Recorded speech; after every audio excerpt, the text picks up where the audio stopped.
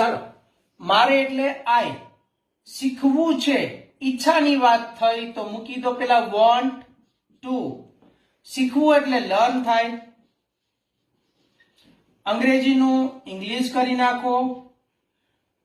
પણ એટલે તમે જાણો છો આવે બટ મારી પાસે ટાઈમ હોતા નથી અથવા હોતો નથી. મારી પાસે એટલે આઈ ડુ નોટ. માલિકીનો ભાવ છે એટલે હેવ આવે. નકાર છે એટલે ડુ નોટ હેવ લખવું પડે. શું નથી? ટાઈમ લખી નાખો. I do not have time. માલિકીનો ભાવ છે એટલા માટે. કારણ કે એટલે BECAUSE બીકોઝ. હું એટલે આઈ. જોબ કરું છું એટલે કરવું એટલે ડુ થાય. I do job. અને એટલે આવી જાય એન્ડ. સાંજે ઘરે આવું છું. કોણ? હું.